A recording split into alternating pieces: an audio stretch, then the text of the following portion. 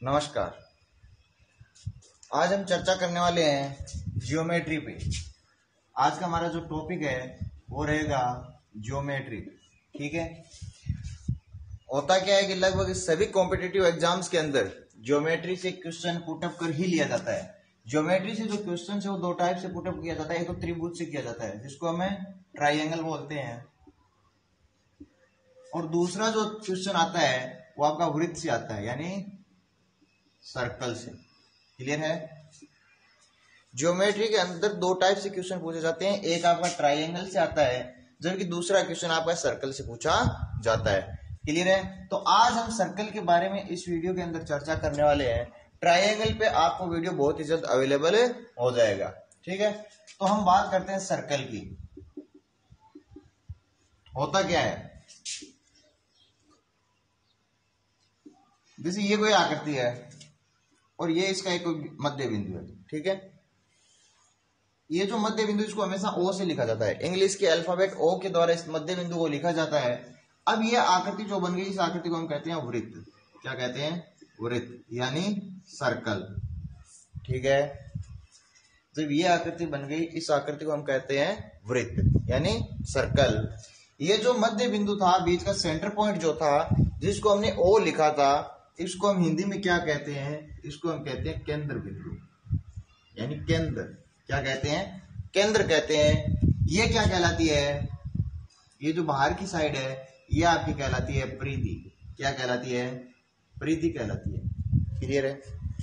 अब आपसे एक चीज बताता हूं, ये जो परिधि है इसमें इस टाइप से बहुत सारे पॉइंट होंगे ना, ऐसे अनंत बिंदु होंगे। अब इन अनंत बिंदुओं से मिलके ही तो ये एक परिधि बन रही है ना। तो जो आपकी एक परिभाषा बनती है वो ऐसे क्वेश्चन पूछ सकता है, एक अनेक बिंदुओं का समुच्चय, एक अनेक बिंदुओं का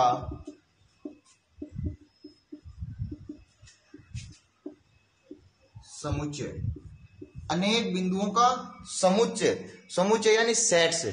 ठीक है। एक अनेक बिंदुओं का समुच्चय जो किसी अन्य बिंदु से समदूरस्थ हो, क्या कहलाता है? एक अनेक बिंदुओं का समुच्चय सेट से जो किसी अन्य बिंदु से समदूरस्थ हो, क्या कहलाता है? वो आपका कहलाता है वृत्त। कैसे कहलाता है? पहले बात करता हूं अनेक बिंदुओं का एक समुच्चय। तो इस टाइप से यहाँ पे बहुत सारे बिंदु है, तो एक अनेक बिंदुओं का क्या बन गया? समुच्चय बन गया। जो किसी अन्य बिंदु, बात कर रहा है अन्य बिंदु की, वो अन्य बिंदु ये है। ठीक है। अब इस बिंदु से समदूरस्थ है, क्या हो? समदूरस्थ हो। तो आप जानते होंगे ये दूरी और ये वाली, ये सभी दूरियां क्या होगी? समान होगी। क्या होगी? समान होगी। क्यों होगी? क्योंकि ये भी तो वर्ग की क्या कहलाती है? त्रिज्या कहलाती है। क्या कहलाती है? त्रिज्या कहलाती है। ये भी त्रिज्या कहलाती है और ये भी त्रिज्या कहलाती है। क्लियर है। तो ये जो आपकी त्रिज्या बन गई, इसको इंग्लिश में आर से लिखा जाता है। इंग्लिश में किससे लिखते हैं? आर से लिखते हैं। तो अगला क्वेश्चन आपसे ये पूछा जा सकता है, एक वृत्त के अंदर कितनी त्रिज्याएं खींची जा सकती है? तो इस वृत्त में आप कितनी त्रिज्याएं खींच सकते हैं? आपसे पूछ रहा है कि एक वृत्त में आप अधिकतम कितनी त्रिज्याएं खींच सकते हैं? तो आपका जो आंसर होना चाहिए वो आंसर होगा अनंत। कितनी त्रिज्याएं खींच सकते हो? अनंत त्रिज्याएं खींच सकते हो। क्लियर है। ठीक है। अगली चीज ये पूछता है, ये एक वृत्त है, क्या है? वृत्त है। इसमें कितने व्यास खींचे जा सकते हैं? आपसे मेरा क्वेश्चन है कि एक वृत्त में अधिकतम कितने व्यास खींचे जा सकते हैं? आप कमेंट बॉक्स में इसके आंसर देते रहना, मैं आगे करवाता हूं। नेक्स्ट देखिए, ये एक आपका वृत्त है। ठीक है। इस वृत्त के अंदर यहाँ पे मैं ये खींच रहा हूं कोई रेखा, यहाँ पे एक कोई रेखाखंड खींच रहा हूं। इस रेखाखंड को क्या कहते हैं? इस रेखाखंड को क्या कहते हैं? जीवा कहते हैं। क्या कहते हैं? जीवा कहते हैं। अगर मैं इससे थोड़ा सा ऊपर यहां एक रेखाखंड खींच दूं तो ये क्या कहलाता है? ये भी क्या कहलाएगा? जीवा कहलाएगा।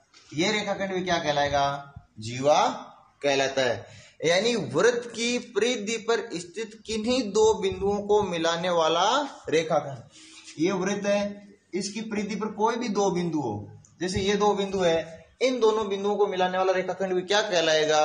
उस वृत्त की जीवा कहलाता है। क्लियर है? ठीक है, यानी इसको हम क्या कह देते हैं? जीवा कह देते हैं। अब मैं ये जीवा बना रहा था, बनाते बनाते मैं थोड़ा सा ऊपर यहां से एक रेखाखंड खींच देता हूं। क्लियर है? ये जो रेखाखंड है वृत्त के केंद्र बिंदु से जा रहा है। कहां से जा रहा है? आपके वृत्त के केंद्र बिंदु से जा रहा है। ठीक है, तो इसको भी क्या बोलेंगे? जीवा। क्या बोल देंगे? जीवा। लेकिन ध्यान रखना, ये केंद्र बिंदु से जा रहा है तो उसको जीवा के साथ साथ क्या बोलते हैं? जीवा के साथ साथ व्यास भी बोलते हैं। वृत्त का क्या बोलते हैं? व्यास। ठीक है, व्यास भी बोलते हैं और जीवा भी बोल सकते हैं। वापिस ऊपर मैं इस टाइप से रेखाखंड बनाता हूं तो ये भी सभी क्या कहलाएंगी? जीवा कहलाएगी। ध्यान देने लायक बात यह है कि यहाँ जो मैंने जीवा खींची थी वो सबसे छोटी थी, फिर ये बड़ी हो गई, ये बड़ी थी, जो केंद्र से जा रही थी वो सबसे बड़ी थी, फिर मैंने वापस ऊपर और रेखाखंड यानी जीवाएं खींची, वो फिर से छोटी होती गई। तो यहां मेरा कहने का तात्पर्य यह है कि जो वृत्त का व्यास होता है, जो वृत्त का क्या होता है? व्यास होता है, वो वृत्त की सबसे बड़ी जीवा कहलाती है। यानी एक वृत्त का जो व्यास है वो उस वृत्त की सबसे बड़ी जीवा कहलाती है। क्लियर है? यहां तक मेरे हिसाब से किसी को दिक्कत नहीं होनी चाहिए। यानी एक ऐसा रेखाखंड है जो वृत्त के केंद्र से गुजरता हो। कहां से गुजरता है? वृत्त के केंद्र से, और ये क्या कहलाता है? आपका व्यास कहलाता है। मेरा आपसे क्वेश्चन था कि एक वृत्त के अंदर अधिकतम कितने व्यास खींचे जा सकते हैं? तो देखिए, एक व्यास मैंने ये खींच दिया, दूसरा ये खींच दिया, तीसरा ये, तो इस टाइप से मैं कितने व्यास खींच सकता हूं? अनंत। कितने? अनंत। ध्यान रखना, एक वृत्त के अंदर त्रिज्या और व्यास की अगर संख्या पूछी जाए तो अनंत होगी। कितनी होगी? अनंत होगी। क्लियर है? अब देखिए, ये जैसे आपका वृत्त था, क्या था? आपका वृत्त था, और इस वृत्त के अंदर हमने एक जीवा खींची थी। ये क्या थी? हमारी एक जीवा थी। इस जीवा ने इस वृत्त को क्या किया? दो भागों में विभाजित कर दिया। ये पहले एक संपूर्ण वृत्त था, जब हमने इसमें एक जीवा कोई ए बी खींच दी, इस जीवा को मैंने नाम दे दिया ए बी। जब मैंने ये ए बी जीवा खींची तो ये वृत्त को दो भागों में विभाजित कर देती है। क्या कर दिया इसने? वृत्त को ऐसे दो भागों में विभाजित कर दिया। ये भी वृत्त का एक भाग है और ये भी वृत्त का क्या है? एक भाग है। और भाग जो शब्द है उसको हम क्या लिखते हैं? खंड। क्या लिखते हैं? खंड। यानी ये भी वृत्त का भाग है और ये भी वृत्त का भाग है, तो मैं कह सकता हूं ये भी एक वृत्त का खंड है, ये भी वृत्त का क्या है? खंड है। तो हम इनके नाम देंगे वृत्त खंड। इसका भी क्या नाम देंगे? वृत्त खंड। तो दोनों नाम सेम हो गए, जबकि दोनों आकृतियां क्या है? हमारी अलग अलग है। ये आकृति छोटी है, ये बड़ी है। ये जब छोटी है तो इसको हम लिखेंगे लघु वृत्त खंड, जबकि ये आकृति बड़ी है तो इसलिए इसको लिख देंगे दीर्घ वृत्त खंड। क्लियर है? एक जो जीवा होती है वो वृत्त को दो भागों में विभाजित कर रही है, एक लघु वृत्त खंड में और एक दीर्घ वृत्त खंड में। लेकिन अगर मैं इस जीवा को, ये जो मैंने जीवा खींची थी, इस जीवा को मैं क्या करता हूं? यहां से गुजार देता हूं। कहां से गुजर रही है? वृत्त के केंद्र से। वृत्त के केंद्र से। तो इस जीवा ने क्या किया? इस वृत्त को दो बराबर भागों में विभाजित कर दिया। दो बराबर भागों में क्या कर दिया? विभाजित कर दिया। तो इसको हम लघु और दीर्घ वृत्त खंड तो नहीं कह सकते, नहीं कह सकते ना, क्योंकि इसके जो दोनों भाग हैं वो दोनों ही भाग क्या है? इक्वल है। क्या है? बराबर है एक दूसरे के। तो हम इसको वृत्तखंड नहीं कह सकते, लेकिन हम क्या कहेंगे? ये भी वृत्त का भाग है, ये भी वृत्त का भाग है, और ये जो दोनों भाग हैं अपने पहले वाले वृत्त के आधे के बराबर है। किसके बराबर है? आधे के। यानी ये दो बराबर भागों में विभाजित कर रहा है, तो ये दोनों एक दूसरे के बराबर हैं और पहले वाले वृत्त के आधे के बराबर हैं, तो इसको हम क्या कहेंगे? अर्ध वृत्त। क्या कहेंगे? अर्ध वृत्त। और इसको भी क्या कहेंगे? अर्ध वृत्त। क्लियर है? यहां तक किसी को कोई दिक्कत है? अच्छा, ठीक है, आगे देखिए। हमने बात कर ली जब एक जीवा किसी वर्त को दो भागों में विभाजित कर रही थी तो उसको वर्तखंड बोल रहे थे, लघु वर्तखंड और दीर्घ वर्तखंड। और जब बराबर भागों में विभाजित कर रही थी तो अर्धवर्त बोल रहे थे। लेकिन ये एक वर्त है, ये उसका केंद्र बिंदु O है, यहां से मैंने एक त्रिज्या खींच दी और इधर भी मैंने एक त्रिज्या खींच दी। क्लियर है? इधर भी एक त्रिज्या बना दी, इधर भी एक त्रिज्या बना दी। इन दोनों त्रिज्याओं के द्वारा इधर ये भाग बन रहा है ना। एक भाग ये बन रहा है, जबकि जो दूसरा भाग है वो इस साइड से बन रहा है ना। यानी इन दोनों त्रिज्याओं ने मिलकर इस वृत्त को दो भागों में विभाजित कर दिया। भाग क्या कहलाता है? खंड कहलाता है। अब एक बार जो ये खंड बन रहे हैं वो खंड किसके द्वारा बन रहे हैं? त्रिज्याओं के द्वारा। किसके द्वारा बन रहे हैं? त्रिज्याओं के द्वारा। तो हम लिखेंगे त्रिज्य खंड, इसका भी नाम देंगे और इसका भी नाम देंगे।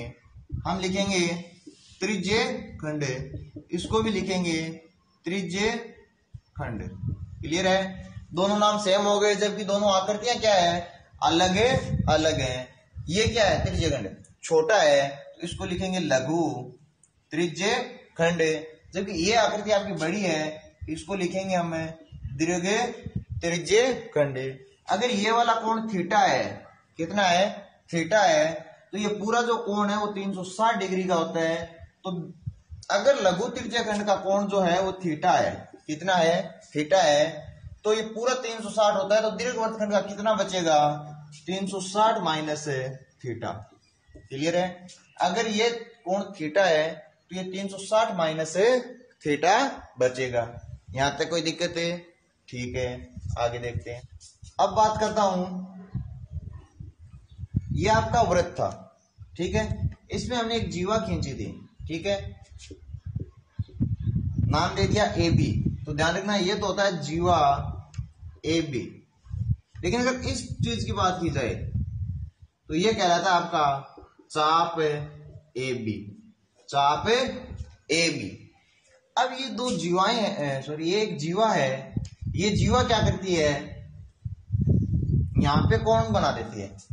इस जीवा द्वारा वर्त की परिधि पर इधर कोण बन गया, फिर ये दोनों जीवाएं मिलके कोण यहां भी बना देती है, ठीक है, और ये दोनों जीवाएं मिलके एक कोण यहां भी बना देती है। तीन कोण बन गए ना। इनके मैं नाम दे देता हूं सी, डी और ई। जीवा ए बी के द्वारा वृत्त की परिधि पर तीन कोण बनाए गए हैं। कितने भी बना सकता है, मैंने आपको समझाने के लिए तीन कोण बनाए हैं, ठीक है। तो पूछ ले कि इस कोण की जो माप है वो कितनी कितनी होगी? कोण सी, कोण डी और कोण ई की जो माप है वो कितनी होगी? तो सबसे पहले मैं आपको बता देता हूं तीनों की माप बराबर होगी। तीनों की जो माप है वो क्या होगी? बराबर। कोण सी, डी और ई आपस में तीनों एक दूसरे के बराबर होंगे। क्यों होंगे? किसी वृत्त की जीवा के द्वारा परिधि पर बनाए गए सभी कोण इक्वल होते हैं। इनकी माप होगी कितनी, उस चीज का पता करने के लिए देखिए, ये जीवा थे और इस जीवा ने ये परिधि पे कोण बना दिया और ये केंद्र है। क्या है?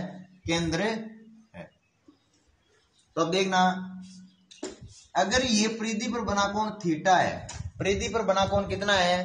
थीटा है, तो केंद्र पे बना कोण कितना होगा? 2 थीटा। दोनों कोण एक ही जीवा के द्वारा बने हुए होने चाहिए। इसी जीवा के द्वारा केंद्र पे कोण बन रहा है और इसी जीवा के द्वारा वृत्त की परिधि पे कोण बन रहा है। तो ध्यान रखना, केंद्र पे बनने वाला कोण परिधि पर बनने वाले कोण का हमेशा 2 गुना होता है। क्लियर है? अगर आपसे बोल दिया जाए कि इस कोण की जो माप है वो 80 डिग्री है, कितनी है? 80 डिग्री है। अगर केंद्र वाले कोण की माप 80 डिग्री है तो परिधि वाले कोण की जो माप है वो कितनी होगी? 40 डिग्री। क्लियर है? अच्छा, दूसरी चीज है, ये जो जीवा थी, अगर ये जीवा वृत्त के केंद्र से जाती है, कहां से जाती है? वृत्त के केंद्र से जाती है, यानी ये व्यास है, ये उसको अर्धवृत्त में बांट देता है। किस में बांट देता है? अर्धवृत्त में। अब इस जीवा के द्वारा अगर परिधि पर बने कोण पूछ ले, ठीक है ना, ये जो आपका व्यास था या वर्त की जो सबसे बड़ी जीवा थी, इसके द्वारा अगर वर्त की परिधि पर अंतरित कोण पूछ लिया जाए तो ध्यान रखना इन कोण की जो माप है वो सभी की 90 डिग्री होगी। कितनी होगी? 90 डिग्री होगी, क्योंकि अर्धवर्त में बना कोण हमेशा एक समकोण होता है। क्या होता है? समकोण होता है। अर्धवर्त में बना कोण हमेशा क्या होता है? समकोण होता है। तो वर्त की सबसे बड़ी जीवा द्वारा या फिर वर्त के व्यास के द्वारा परिधि पर कोई कोण बनाया जाता है तो उस कोण की माप कितनी होगी? 90 डिग्री। कितनी होगी? 90 डिग्री। क्लियर है? क्यों हुई? क्यों हुई? अभी हमने एक संबंध देखा था यहाँ पे थीटा और 2 थीटा का, कि ये वाला जो केंद्र वाला कोण है इसके क्या होता है? हमेशा डबल होता है। तो देखो ध्यान से, ये था, यहाँ पे जो कोण बन रहा है ये केंद्र हो गया, इस जीवा के द्वारा परिधि पर 90 बन रहा है, तो केंद्र पे कितना बनना चाहिए? डबल 180। तो ये एक सरल रेखा है। क्या है? सरल रेखा है। और सरल रेखा द्वारा यहाँ कितना कोण बनता है? 180 डिग्री, यानी 180। और ये 180 है तो परिधि वाला कितना हो जाएगा? 90। इसलिए हमेशा ध्यान रखना, जो व्यास या सबसे बड़ी जीवा होगी वो केंद्र से गुजरेगी तो केंद्र पे 180 डिग्री का कोण बनाएगी, यानी अर्धवर्त के अंदर हमेशा कोण 90 डिग्री का ही बनेगा। क्लियर है? अगले चीज की डिस्कस करता हूं। ये वृत्त का केंद्र था। क्या था? वृत्त का केंद्र था। एक जीवा मैंने यहां खींच दी, जबकि दूसरी जीवा मैंने यहां पे खींच दी। इस जीवा का मैं नाम दे देता हूं ए बी और इसका नाम दे देता हूं सी डी। ध्यान रखना। अब बात करता हूं इन जीवाओं की केंद्र से दूरी। जीवा की केंद्र से दूरी, तो इधर से तो ये दूरी हो गई और इधर से ये वाली दूरी हो गई। तो ये दूरी और ये दूरी, तो ध्यान रखना हमेशा ये दूरी अधिक है, ये दूरी कम है। कहने का तात्पर्य, जो जीवा जितनी छोटी होगी, जो जीवा जितनी छोटी होगी वो केंद्र से उतनी ही अधिक दूरी पर होगी, तथा जो जीवा जितनी ज्यादा बड़ी होगी वो केंद्र के उतनी ही नजदीक होगी। अर्थात मैं ये कह सकता हूं कि जिस जीवा की दूरी केंद्र से अधिक होगी वो छोटी होगी, और अगर दूरी कम होगी तो जीवा क्या होगी? बड़ी होगी। क्लियर है? यहां तक किसी को कोई दिक्कत नहीं होनी चाहिए। दूसरी चीज, अगर मैं ये बोल दूं कि ये दो जीवाएं हैं ए बी और सी डी, और दोनों बराबर हैं, ए बी और आपका सी डी जो जीवा है, दोनों जीवाएं आपस में बराबर हैं। क्या बोला मैंने? जीवा ए बी और जीवा सी डी दोनों आपस में बराबर हैं, तो केंद्र से दूरी, तब ये जो दूरी की बात कर रहा है ये दोनों दूरी भी क्या होंगी? आपस में बराबर होगी। ध्यान रखना इसका अपोजिट भी, अगर दोनों जीवाओं की लंबाइयां बराबर है तो उनसे केंद्र की दूरी भी बराबर होगी। अर्थात अगर दो जीवाओं की केंद्र से दूरी बराबर है तो जीवा भी आपस में क्या होगी? बराबर होगी। क्लियर है? दूसरी चीज,